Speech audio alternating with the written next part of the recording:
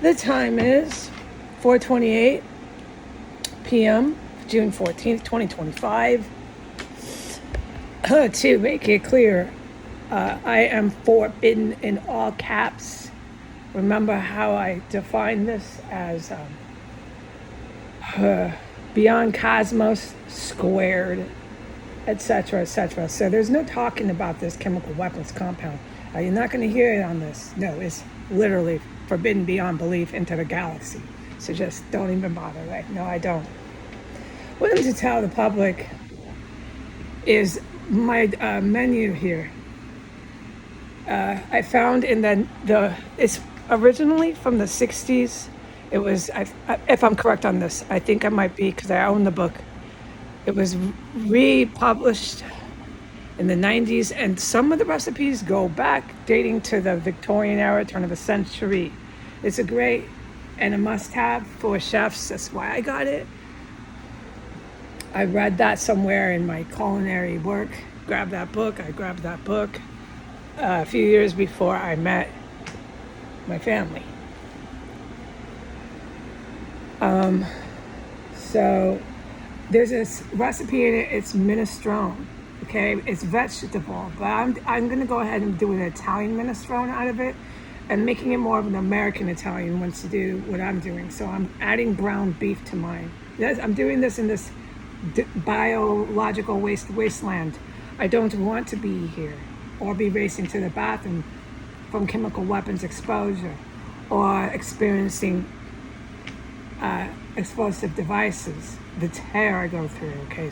But I am forbidden from saying anymore about these things. Okay. So on the menu, and this is what is to be precisely discussed, is a very nice Italian minestrone soup, okay? I'm gonna use the beans I have left over from my chili. It saves money. It's not ideal, but it's gonna work, and this is something you wanna tell anybody with any family.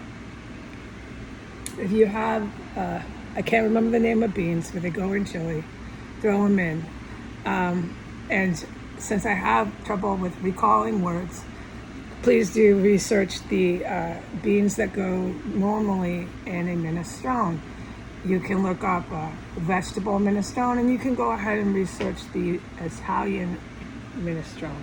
You'll see what I mean by beans. I have dried beans. They're red. They'll qualify. It'll be really good.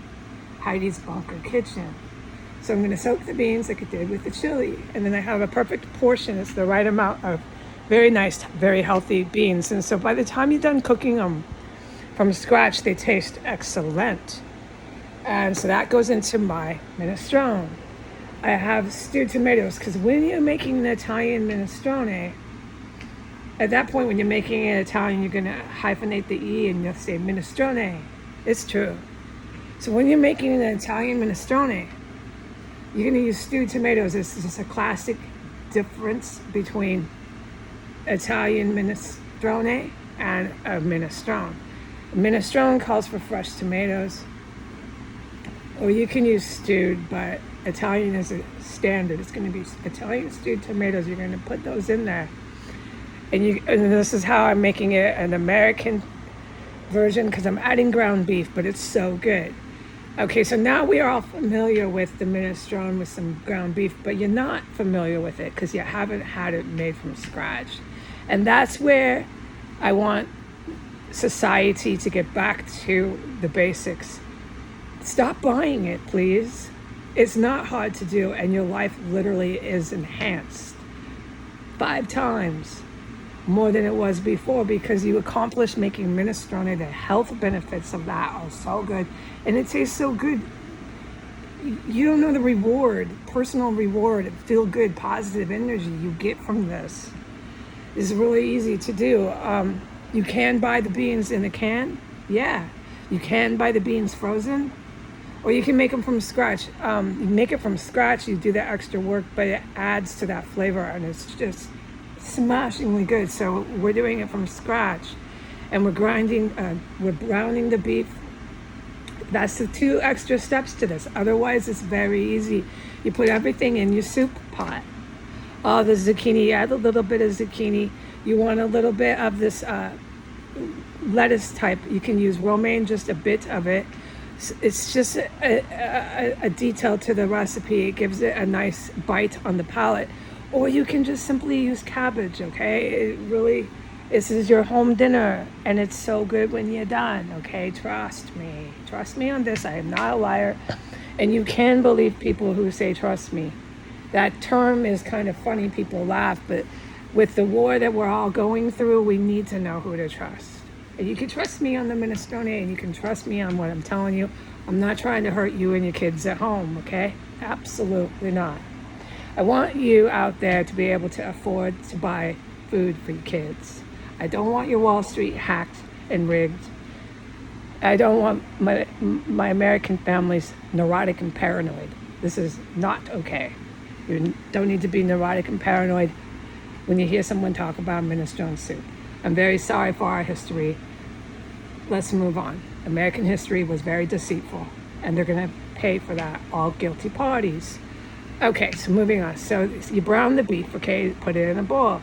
You've got your beans, however you get them. Put them in a bowl, okay? Put everything in your pot besides the beans and the beef. It's really easy to make, and you're making an Italian minestrone. Also, you want to boil the little bit of macaroni noodles. It is important. Just a bit. So that's the third part. Sorry to confuse anyone.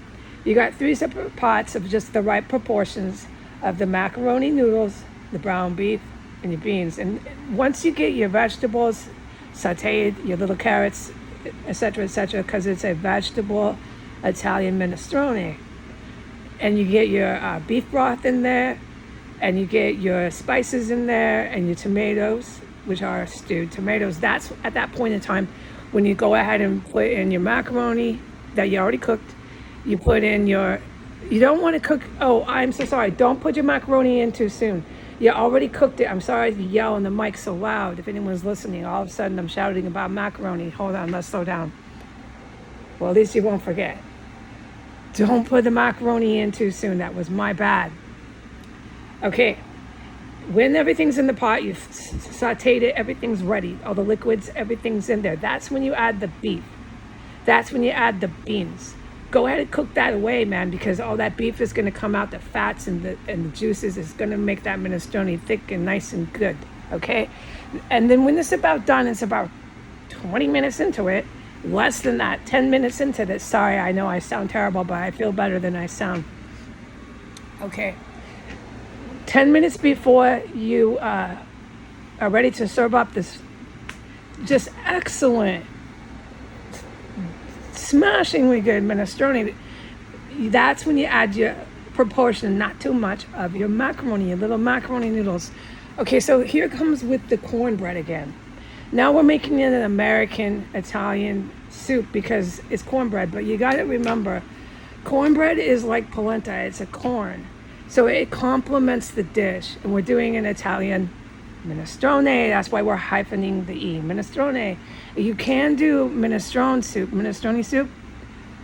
minestrone with vegetables or with beef. And you can use fresh tomatoes. There's a few differences in the cooking procedure, the cooking method. But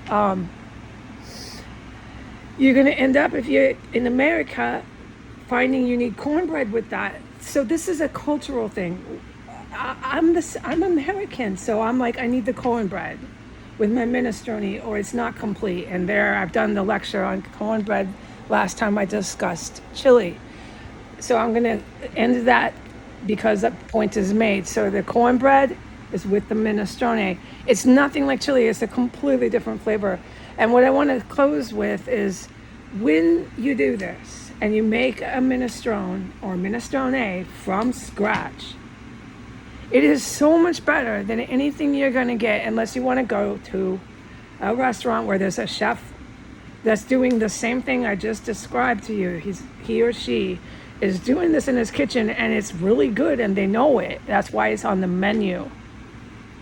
And they know it and they send it out with bread or cornbread. I would send it out with cornbread, but that's up to the chef. It comes with bread and butter protocol. And I think people know that. I don't have to get so corporal about it, but it's just in my head like, oh, where's the bread? Right, so all up in arms, where's the bread? You must serve with bread and butter. Ah! But no, you do. And if you do this and you try this minestrone, I'll put up a recipe, but I'm not allowed to put things up today, okay? It's forbidden. Just you'll see it if you listen to this, and maybe you didn't hear this, but you see it. So thank God I put up the minestrone. It's out of that classic old cookbook. That's the one I'm gonna put up. That's a vegetable minestrone. It's really intriguing and a cool one. I'll put it all up so you can read this later at some time and day. But if you just do your minestrone and you do this, it takes about an hour, 2 hours, but that tastes so good. It's literally restaurant like a nice place, okay? Restaurant minestrone that you are giving to yourself or to somebody, maybe your family. I'm telling you, it's so rewarding. Even if you're eating it alone, because I've been single most of my life, I happen to know, there's no reward that I'm getting by giving someone my minestrone. I'm eating this going, my God, this is good, my God, telling myself that. So it's something I remember, like I'm just really telling you, give it a try. Try the minestrone. Right now it was just a little lecture on it, but it's these simple things. The minestrone, we're kind of covering beans right now. A lot of the beans is from the poverty that I experienced when I was a hostage, but I'm forbidden from talking about it. But what does God do? He's greater. He makes better. And my chili is out of this world. I did that before. And my minestrone is too. And where did I do it? In a place I'm forbidden from talking about it. And what does that say? That God is greater, okay? And no matter where, no matter what, if you just try the minestrone, it is such a good feeling, okay? And God is love, and God is greater. Okay, bye.